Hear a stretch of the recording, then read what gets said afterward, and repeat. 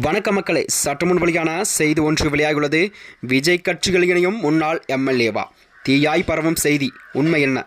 வாங்க வீடியோவை முழுமையாக காண்கலாம். அதாவது 2011, 16, 21 ஆகிய 3 தேர்தலிலும் கன்னியாகுமரி மாவட்டம் விளங்கவோடு தொகுதியில் காங்கிரஸ் சார்பாக வெற்றி பெற்ற விஜயதரணி மாநில தலைவர் பதவிக்கு நியமிக்கப்பட்டுள்ளார் என்ற எதிர்பார்ப்புகள் இருந்தன. அந்த நிலையில் தான் செல்வ பெருந்தகை கூட வழங்கப்பட்டது.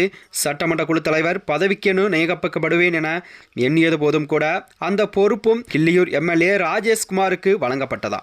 இதனால் ஏமாற்றமடைந்த விஜயதரணியோ 2024 பிப்ரவரியில் காங்கிரஸை விட்டு வெளியேறி பாஜகவில் இணைந்தாராம். அந்த நேரத்தில் தான் மக்களை தேர்தலில் வாய்ப்பு அளித்தால் போட்டியிட விருப்பம் என கூறினாராம். ஆனால் பாஜகவோ பழைய வேட்பாளர் பொன் ராதாகிருஷ்ணனுக்கே வாய்ப்பு அளித்தது.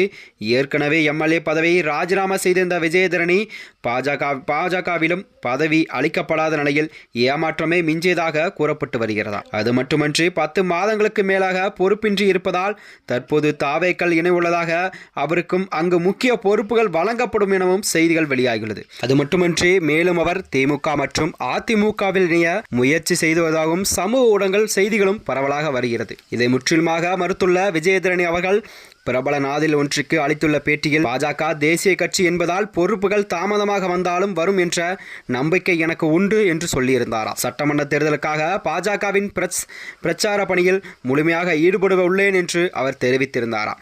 அது மட்டுமன்றி பாஜகவில் வருகின்ற 2026 சட்டமன்ற தேர்தலில் அதிமுக பாஜக கூட்டணிக்கு நாங்கள் கண்டிப்பாக ஆதரவு கொடுப்போம் என்று அவர் தெரிவித்திருந்தாராம். மேலும் இதுபோன்ற வீடியோக்களை தெரிந்து கொள்ள நமது சேனலை மறக்காமல் சப்ஸ்கிரைப் செய்துள்ளோம். நன்றி, வணக்கம்.